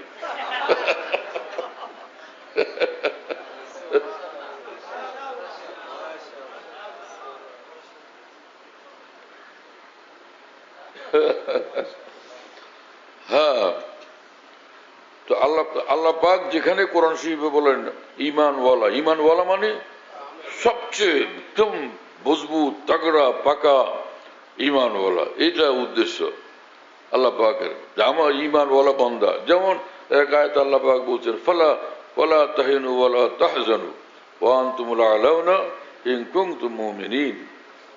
এই আয়াতে পাকের অর্থ কি? যে লা তাহিনু, মনোবল হারাবে না, হিম্মত হারাবে না, এবং কোনো টেনশন করবে না, নিশ্চয়ই তোমরাই থাকবে ঊর্ধ্বে যদি তোমরা আমার হও। নিশ্চয়ই তোমরাই থাকবে ঊর্ধ্বে যদি তোমরা আমার হও। তা যত যারা ছিলেন একদমই আল্লাহওয়ালা নবী রসুলগণ, কত ঊর্ধ্বে তাদের মর্যাদা। তা আল্লাহ পাক তাদেরকে সব জায়গায় ঊর্ধ্বে রাখছেন কিনা? ঊর্ধ্বেই ঊর্ধ্বে, তাদের চেয়ে ঊর্ধ্বে কেউ নাই। হ্যাঁ, তাদের ঈমান যেরকম তার এতটা ঊর্ধ্বে। হ্যাঁ, তারপরে নবী রসুলদের পরে সাহাবায়ে কেরাম, তারা কত ঊর্ধ্বে। সাহাবীদের মধ্যে সবচেয়ে বড় হযরত আবু বকর সিদ্দিক, ওমর ফারুক, উসমান আলী রাদিয়াল্লাহু আনহু, তারা কত ঊর্ধ্বে। যার ঈমান যত বড় তিনি তত ঊর্ধ্বে। হ্যাঁ, সাহাবাদেরকে যারা ঊর্ধ্বে মনে করতে পারে নাই, তারা সেই মানের ঈমান অর্জন করতে পারে নাই। আমরা তাদের কাফের বলবো না, কিন্তু নিঃসন্দেহে তারা ভয়ঙ্কর ভুল করছে, অন্যায় করছে। আল্লাহ কাল কিয়ামতে যেটা তাদের সামনে প্রকাশ পাবে, দুনিয়ার জীবনে তাদেরকে বুঝাইলে তারা বুঝতে চায় না, উল্টা আমাদের উপরে ক্ষেপে এবং আমাদের উপরে প্রচন্ড ভাবে ক্রোধান্বিত হয়, যেটা তাদের উচিত ছিল না। তাদের উচিত ছিল হক তালাশ করা, হক বুঝা, হক গ্রহণ করা। হ্যাঁ, তো ইন্নামাল মুমিনুন আল্লাযীনা, কি কথা, ইন্নামাল মুমিনুন আল্লাযীনা ইযা যুকিরাল্লাহু ওয়াজিলাত কুলুবুহুম। আল্লাহ পাক বলেন যে মুমিন তো তারা, যে মহান আল্লাহর কথা তাদের সামনে আসলে তো তারা, তাদের অন্তর কাঁপতে থাকে, অন্তর তাদের প্রকম্পিত হয়। ওয়াইযা তুলিয়াত আলাইহিম আয়াতুহু যাদাতহুম ঈমানা, এবং মহান আল্লাহর আয়াতসমূহ যখন তাদের সামনে পড়া হয় তো তাদের ঈমানকে বর্ধিত করে। এই আয়াত, এক এক আয়াত তাদের ঈমানকে বর্ধিত করে, আল্লাহর সঙ্গে তাদের ঘনিষ্ঠতা বৃদ্ধি করে, সে আল্লাহর সঙ্গে ঘনিষ্ঠতাকে আরো মজবুত করে, আল্লাহর দিকে আরো আগায় নিয়ে যায়, আল্লাহর দিকে আরো আগায় নিয়ে যায়, আল্লাহর পথে তাদেরকে এই এক এক আয়াত আরো অগ্রগামী করে দেয়। হ্যাঁ, ওয়ালা রাব্বিহিম ইয়াতাওয়াক্কালুন, এবং একমাত্র আল্লাহর উপরেই তাদের নজর থাকে, ভরসা থাকে, আস্থা থাকে, আশা আকাঙ্ক্ষা থাকে। ওয়ালা রাব্বিহিম ইয়াতাওয়াক্কালুন। হ্যাঁ, আল্লাহ রাব্বিহিম তাকদীম ওয়া হাক্কু তাখির ইউফিদুল হাসরা, একমাত্র আল্লাহর উপর তাদের নজর থাকে। কি কথা, সুবহানাল্লাহ, আল্লাহু আকবার, আল্লাহু আকবার। এক এক আয়াত আল্লাহ আল্লাহ আল্লাহ, কত ভারী ভারী কথা। হ্যাঁ, মনে হয় যে সমস্ত আসমান জমিন তলায় যেতেছে এক এক আয়াতের নিচে, এত ভারী ভারী এক এক কথা, এক এক আয়াত। হ্যাঁ, ওয়ালা রাব্বিহিম ইয়াতাওয়াক্কালুন। হ্যাঁ, আল্লাযীনা ইউকিমুনাস সালাতা, আল্লাযীনা ইউকিমুনাস সালাতা ওয়া মিম্মা রাযাকনাহুম ইউনফিকুন। এরপর আল্লাহ পাক বলেন যে এবং এদের জীবনের একদম অবিচ্ছেদ্য বৈশিষ্ট্য হলো যে তারা সবচেয়ে চমৎকার, সুন্দর এবং পূর্ণাঙ্গ নামাজ আদায় করে। সবচেয়ে চমৎকার, সুন্দর এবং পূর্ণাঙ্গ নামাজ আদায় করে, এই হল ইউকিমুনাস সালাতের অর্থ। হ্যাঁ, ইউকাম্মিলুনা হুকুকাহা, কি কথা, ইউআদ্দুনা হুকুকাহা, ফারায়েজহা ওয়া ওয়াজিবাতিহা ওয়া সুনানহা মুস্তাহাব্বাতিহা। কথা বুঝতেছেন ভাই? নামাজের ফরজ, ওয়াজিব, সুন্নত, মুস্তাহাব, ভিতর বাইরে সবটাকে আদায় করে পূর্ণাঙ্গভাবে। নামাজের খুশু খুজু সবকিছু। নামাজ হলো ইসলামের সবচেয়ে বড় আমল। একদল লোক এটা বুঝতে পারে না, বলে যে জিহাদ সবচেয়ে ঊর্ধ্বের আমল। জিহাদ হলো তো আল্লামা সাব্বির আহমদ উসমানী রাহমাতুল্লাহর মতো এত বড় আলেমে দ্বীন, হ্যাঁ, তার জমানাতে তিনি সারা পৃথিবীর একদম গোনাবাসা কয়েকজন আলেমের মধ্যে একজন ছিলেন। এত বড় মানুষ, দারুম দেওবন্দের বিখ্যাত আলেমে দ্বীন শেখুল ইসলাম হযরত মাওলানা হুসাইন আহমদ মাদানী রাহমাতুল্লাহ আলাইহি বলছেন আল্লামা সাব্বির আহমদ উসমানী সম্পর্কে, বেমিসাল আলেম থে, বেমিসাল মুতাকাল্লিম থে। হ্যাঁ, আমি নিজে পড়ছি এটা হযরত মাদানীর এই কথা, যে বেমিসাল মুতাকাল্লিম, বেমিসাল মুহাদ্দিস থে, তুলনাহীন মুহাদ্দিস তিনি। এবং তুলনাহীন মুতাকাল্লিম। এত বড় মানুষ আল্লামা সাব্বির আহমদ উসমানী রহমাতুল্লাহ, বড়রা বড়দেরকে চিনেন।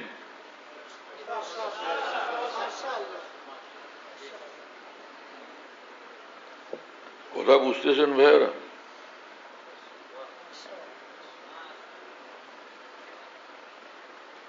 কি প্রসঙ্গে বলছিলাম এটা? হ্যাঁ, আরে ভাই, আল্লামা সাব্বির আহমদ উসমানী রহমাতুল্লাহর মতো এত বড় মানুষ, সারা জীবন যিনি বুখারী শরীফ পড়েছেন সর্বোচ্চ মানে, সর্বোচ্চ সফলতার সাথে। হ্যাঁ, শাইখুল হিন্দ মাওলানা মাহমুদ হাসান দেওবন্দি রহমাতুল্লাহর সবচেয়ে বড় শাগিরদ যারা, আল্লামা সাব্বির আহমদ উসমানী রহমাতুল্লাহ, আল্লামা আনোয়ার শাহ কাশ্মীর রহমাতুল্লাহ, হ্যাঁ, মাওলানা রসুল খান রহমাতুল্লাহ, শাইখুল ইসলাম মাওলানা হোসেন আহমদ মাদানী রহমাতুল্লাহ, এই কয়েকজন তো শীর্ষে একদম। কি কথা বুঝতেছেন? সে আল্লামা সাব্বির আহমদ উসমানীর তো মানুষ, তিনি বলছেন যে জিহাদ হলো একটা অপারেশন। জিহাদ হলো অপারেশন। দেহের যে অঙ্গ রাখা যাবে না, অপারেশন করে ফেলে দিতে হয়, অথবা সেখানে কাটাকাটি করতে হয়। জেহাদকে অপারেশন বলছেন। অপারেশন কি প্রতিদিন করে? সর্ব অঙ্গে করে। যে ভাই তোর শরীরের অপারেশন হয়েছে, বলে না ভাই তোর অপারেশন করি, এই শোয়া ওরে শোয়া, ওরে ধর, এই বল না আর ধর শোয়া, ও তো অপারেশন হয়নি। এটা কি করা যাবে? তো জেহাদ হচ্ছে অপারেশন। কথা বুঝতেছেন? আর জেহাদ এটা আল্লাহর দিন, আল্লাহর ইবাদত বন্দিগিকে, জেহাদকে জিনিস আনতুকাতিলা লিতাকুনা কালিমাতুল্লাহ হিয়াল উলিয়া, তুমি যুদ্ধ করবে যাতে করে আল্লাহ পাকের দ্বীন বুলন্দ হয়, সমুন্নত হয়, আল্লাহ পাকের দ্বীন সমুন্নত হয়। বোঝা গেল জিহাদ দ্বীনকে সমুন্নত করার জরিয়া, উসিলা, অবলম্বন, বাহন। কি কথা বুঝেন নাই? জিহাদের সঙ্গে কি? যে কেতাল করা আল্লাহ পাকের কালিমা, মানে আল্লাহ পাকের দ্বীন যাতে সমুন্নত হয়। তাহলে বোঝা গেল জিহাদ, উজু যেরকম, উজুর দ্বারা যেরকম ভাবে নামাজ কায়েম করা হয়, জিহাদ আল্লাহ পাকের দ্বীনকে কায়েম করবে। এই আল্লাহ পাকের দ্বীন তাহলে বড় জিনিস। আর আল্লাহ পাকের দ্বীনের মধ্যে সবচেয়ে বড় হলো নামাজ। আর ইসলামের 5 বুনিয়াদ। কয় বুনিয়াদ? 5 বুনিয়াদের মধ্যে কি কি বলেন? শাহাদা আল্লাহ ইলাহা ইল্লাল্লাহ ওয়া আন্না মুহাম্মাদান আবদুহু ওয়া রাসূলুহু, এক আল্লাহ, আর কোনো আল্লাহ নাই, কোনো মাবুদ নাই, আর মুহাম্মদ সাল্লাল্লাহু আলাইহি ওয়াসাল্লাম আল্লাহ পাকের বান্দা এবং আল্লাহ পাকের রাসূল, এই সাক্ষ্য দেওয়া। এই হলো এক জিনিস, এটা হলো প্রথম। দ্বিতীয় ইকামিস সালাহ, নামাজ কায়েম করা। তারপরে রমজান মাসের রোজা, তারপরে যাকাত, তারপরে হজ।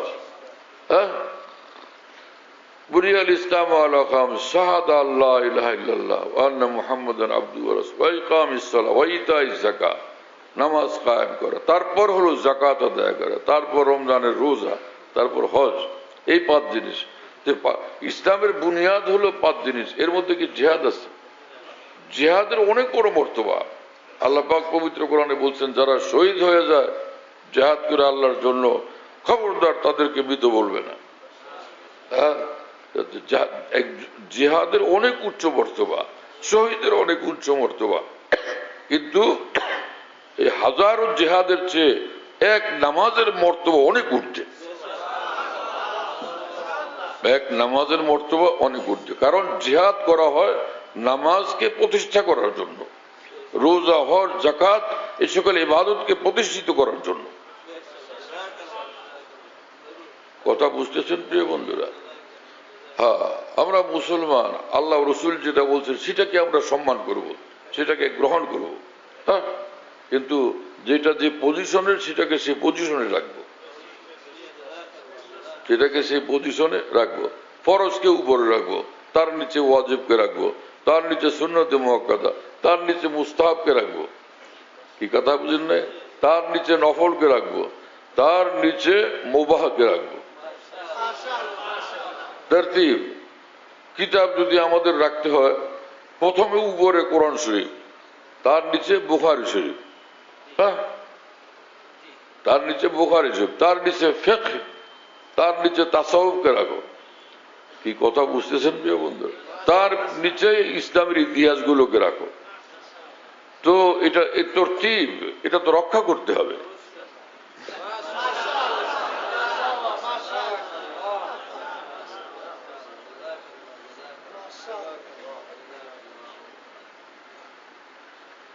কত দূর চলে গেলাম, বলতে চাই সংক্ষেপ, পরে হয়ে যায় লম্বা। আল্লাহ আপনি মাফ করেন। ওয়াল্লাযীনা জাহাদু ফীনা লানাহদিয়ান্নাহুম সুবুলানা। আল্লাহর জন্য মুজাহাদা। এক মুজাহাদা হলো ফরজ ওয়াজিবের জন্য, ফরজ ওয়াজিবের আমলের জন্য। যে এই ফরজ ওয়াজিবের মুজাহাদা, এটা সবচেয়ে বড় আমল। এইটার দ্বারা সর্বোচ্চ হিদায়াত নসিব হবে, সর্বোচ্চ কোরব নসিব হবে, সর্বোচ্চ নৈকট্য এবং আল্লাহ পাকের সন্তুষ্টি নসিব হবে, সর্বোচ্চ সন্তুষ্টি। কি কথা বুঝতেছেন? হ্যাঁ, গুনাহ থেকে বিরত থাকা এটা অনেক কঠিন মুজাহাদা। এই মুজাহাদা সহজ না কঠিন? এই যে লম্বা লম্বা নামাজ পড়া 10-12 রাকাত, এই তুই 12 রাকাত পড়, এখানে ভোর রাত্রে বলে দিল, এই উজু করে গিয়ে মজা করে 12 রাকাত পড়লো, 10 রাকাত পড়লো, 16 রাকাত পড়লো, 20 রাকাত পড়লো, আর খুশি। রাস্তায় বের হলো, সুন্দরী মেয়েরা যাইতেছে, নজর হেফাজত করবে। এখন পুরা গায়ে জ্বর উঠে যাইতেছে কষ্টের চোটে। ও বাবারে, ও মা রে, আমারে বাঁচারে, জান গেল রে। কি এরকম কষ্ট হয় কিনা নজর বাঁচাইতে? তো বোঝা গেল যে 10 রাকাত, 12 রাকাত, 16 রাকাত যে পড়ছিল, তার চেয়ে অনেক ভারী, অনেক দামে, অনেক ঊর্ধ্বের আমল একবার নজর হেফাজত করা। এই তোমার 12 রাকাত, 14 রাকাত, 1200 রাকাত, 12,000 রাকাত, হ্যাঁ না, 12 লাখ রাকাত নফলের চেয়ে বেশি দামি আমল একটা গুনাহ থেকে বিরত থাকা। এই যে ওয়াল্লাযীনা জাহাদু ফিনা মুজাহাদা, এই মুজাহাদা এক হলো ফরজ ওয়াজিব পালনের মুজাহাদা, আরেকটা হচ্ছে সব গুনাহ থেকে দূরে থাকার মুজাহাদা। এই মুজাহাদা ভারী, এই মুজাহাদা তাকে সবচেয়ে ঊর্ধ্বে উঠাবে। কি কথা বুঝে আসছে? হাদিসে কুদসিতে রব্বুল আলামিন বলেন, হ্যাঁ, যে ওয়ালা লা ইয়াতাকাররাবু আবদু ইলাইয়া বিমিসলিল ফারাইজ, হ্যাঁ, বান্দা যে যতটা নৈকট্য অর্জন করে ফরজের দ্বারা, বিমিসলিল ফারাইজ, যে যতটা নৈকট্য অর্জন করে, আমার নৈকট্য অর্জন করে ফরজ আদায়ের দ্বারা, আর কোন আমলের দ্বারা এত ঊর্ধ্বের নৈকট্য অর্জন করতে পারে না।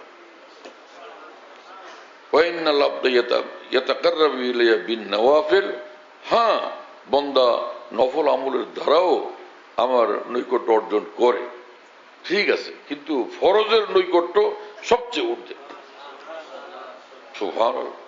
ওইটাকে আগে পহেলা নম্বরে ঘোষণা করে, ফরজের নৈকট্য 1 নম্বরে ঘোষণা করে, পরে বলছে যে হ্যাঁ, নফলের দ্বারাও নৈকট্য অর্জন করে, সেটা ঠিক আছে। এটাকে 2 নম্বরে আনছেন রব্বুল আলামিন। কি কথা বুঝেন না? ওরে প্যারা আল্লাহ, হ্যাঁ, আর প্যারা ওরে প্যারা রাসূল সাল্লাল্লাহু আলাইহি ওয়াসাল্লাম কি দিন আমাদের দিয়ে গেছেন, কি আমল, কি রাস্তা। দিন কত সুন্দর শব্দ, কেসা দিন আমাদেরকে আল্লাহ পাক দান করছেন, রাসূলুল্লাহ সাল্লাল্লাহু আলাইহি ওয়াসাল্লাম আমাদেরকে সেটা পৌঁছে দিয়ে গেছেন। সুবহানাল্লাহ, ওরে ওয়ারা, সুবহানাল্লাহ, কেসা আজিমুশ শান ভাই। ওয়াল্লাযীনা জাহাদু ফীনা লানাহদিয়ান্নাহুম সুবুলানা ওয়া ইন্নাল্লাহা লামাআল মুহসিনিন। যত সুন্দর করবা আমল, যত কামেল করবা, তত বেশি আল্লাহ পাকের নৈকট্য অর্জন হবে, আল্লাহ পাকের সন্তুষ্টি অর্জন হবে, তত বেশি আল্লাহ পাকের মাইয়ত তোমার অর্জন হবে। সুবহানাল্লাহ তাআলা। মুহসিনিন বলে এমন বলছেন যে মানে বেশি সুন্দর করো, কামেল বানাও, যা করো সেটা। মুহসিনিন নামাজকে আলা দরজার বানাও, হ্যাঁ, রোজাকে আলা দরজার বানাও, হজকে আলা দরজার বানাও, তাকওয়াকে আলা দরজার বানাও, যে আমল করো সেটাকে আলা দরজার বানাও, কামিল দরজার বানাও, আলা আকমাল আহসান, হ্যাঁ, সবচেয়ে সুন্দর করো সেটাকে। সুবহানাল্লাহ, কি শান রব্বুল আলামিনের। তো আমরা কি গুনাহ ছাড়তে রাজি হয়েছি? হিম্মত করবো ইনশাআল্লাহ। আল্লাহ আপনি কবুল করেন। হ্যাঁ?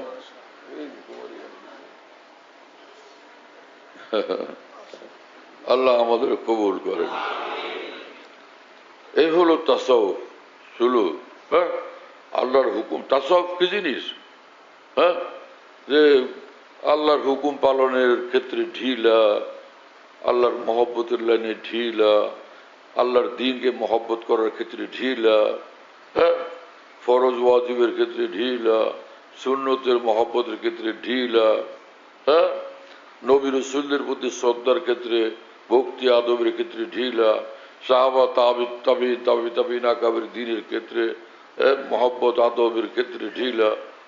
এই যত ঢিলা লোক, এগুলো হলো কমজোর মুসলমান, কমজোর মোমেন। হ্যাঁ, আল্লাহর মহব্বতের ক্ষেত্রে পাকা মজবুত, আর আল্লাহর ভয়ের ক্ষেত্রে পাকা মজবুত, আল্লাহ পাকের ফরজ ওয়াজিব আদায়ের ক্ষেত্রে মজবুত, গুনাহ থেকে বাঁচার ক্ষেত্রে মজবুত, পাকা শক্ত মুজাহাদাকারী। এই যে আল্লাহর দ্বীন পালনের ক্ষেত্রে পাকা হওয়া, শক্ত হওয়া, মজবুত হওয়া, অটল হওয়া, অবিচল হওয়া, এর নাম তাসাউফ। হ্যাঁ, কামিল মোমেন হওয়া, এটা তাসাউফ। কামিল মুসলমান হওয়া, এটা তাসাউফ। কি কথা বুঝতেছেন? একদল পাগলের দল তাসাউফ জানেই না, তাসাউফকে স্বীকারও করে না, নাই এলেম কালাম নাই, এই পর্যন্ত পৌঁছে নাই, এই জন্য দিশা পায় নাই, এই জন্য পৌঁছে নাই, এই জন্য দিশা পায় নাই। না পৌঁছার কারণে এই ব্যাপারে উল্টা পাল্টা কথা বলছে। আর তাসাউফের নামে একদল ব্যবসায়ী আছে।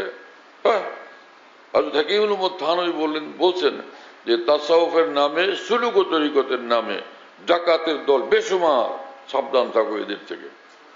কথা বুঝেন নাই? এই সেটাও সত্য।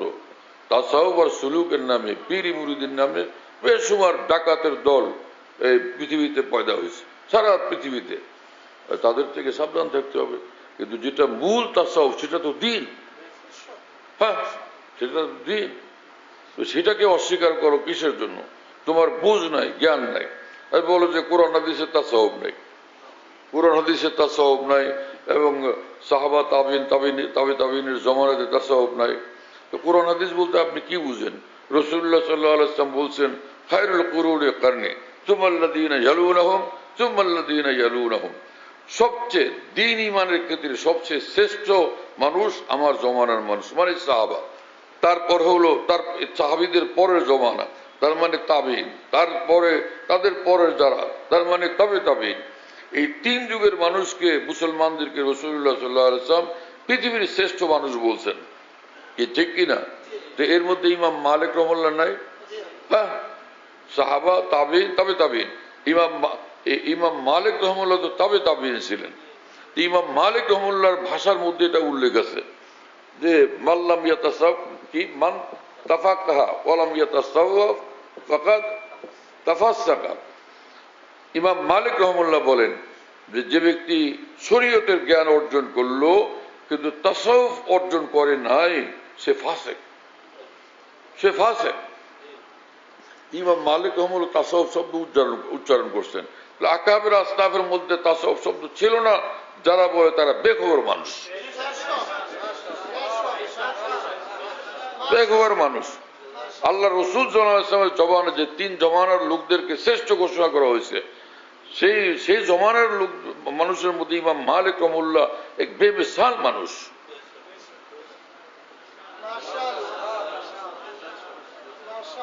তুলনাহীন এক মানুষ। হ্যাঁ, বড় বড় মানুষরা তার কাছে গিয়া হানাফি মযহাবের যে ইমাম শাফি রহমাতুল্লাহ, ইমাম আহমদ ইবনে হাম্বল রহমাতুল্লাহ, তার মযহাব আছে, তার উস্তাদ ইমাম শাফি রহমাতুল্লাহ, তার উস্তাদ ইমাম মোহাম্মদ ইবনুল হাসান রহমাতুল্লাহ। হ্যাঁ, সেই ইমাম মোহাম্মদ রহমাতুল্লাহর মতো এত বড় মানুষ, তিনি ইমাম মালিক রহমাতুল্লাহর শিষ্য। এত বড় মানুষ, তিনি ইমাম মালিক রহমাতুল্লাহর শিষ্য। কথা বুঝতেছেন? ইমাম মালিক রহমাতুল্লাহ এক জিনিস বললে বস সবাই কাঁপতে থাকতো। যে হযরত ইমাম মালিক রহমাতুল্লাহ বলছেন, ইমাম ও দারিল হিজরা, অনেক বড় মানুষ তিনি। কিতাব ওনার যে মুয়াত্তা মালিক কতটুকু, কিন্তু তামাম মুহাদ্দিসিন এই কিতাবের সামনে মাথা নত করে বসে থাকেন। ইমাম মালিক রহমতুল্লাহর রেবায়েত, সুবহানাল্লাহ, অনেক বড় ব্যাপার।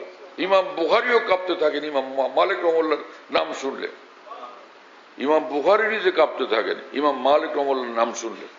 আর ইমাম মালিক রহমতুল্লাহর রেফারেন্সে একটা হাদিস বর্ণনা করতে পারলে ইমাম বুখারী খুশিতে বাগবাগ হয়ে যান।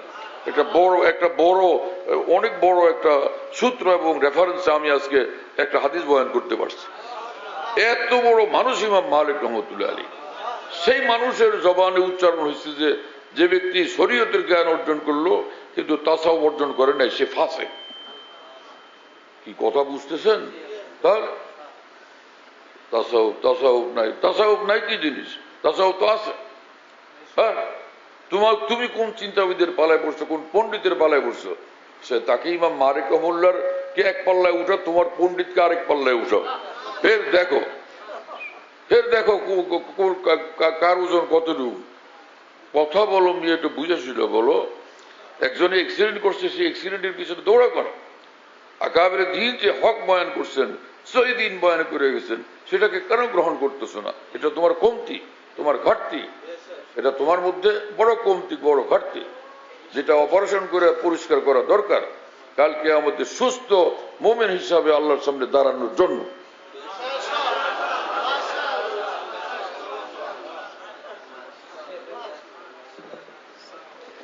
আল্লাহ তাআলা আমাদেরকে কবুল করেন। হ্যাঁ, তো ইন্নামাল মুমিনুনা আল্লাযীনা ইযা যুকিরাল্লাহু ওয়াজিলাত কুলুবুহুম। হ্যাঁ, আল্লাহ পাক বলেন যে যারা মজবুত ঈমানওয়ালা, আল্লাহর নাম শুনলে তো তাদের অন্তর কাঁপতে থাকে। এটার তর্জমা লিখছেন ফাআদ্দু ফারাইজাহু, তাফসীরে লিখছেন যে তারা তাড়াতাড়ি, মনে হয় এটা ইবনে কাসিরে দেখছি, দেখো তো তাফসীর ইবনে কাসিরে। আমি তো যেগুলো বেশি বেশি দেখি আলহামদুলিল্লাহ, তাফসীর ইবনে কাসির, তাফসীরে তবরী, তাফসীরে কুরতুবী এবং তাফসীরে কি রুহুল মানি, তাফসীরে ইমাম রাজি, তাফসীরে কবির। আলহামদুলিল্লাহ আমার এগুলো বেশি দেখার অভ্যাস, আল্লাহ পাকের রহমতে আলহামদুলিল্লাহ। হ্যাঁ, আগে তাফসীরে মাযহারি অনেক দেখতাম, ইদানিং কম দেখা হচ্ছে।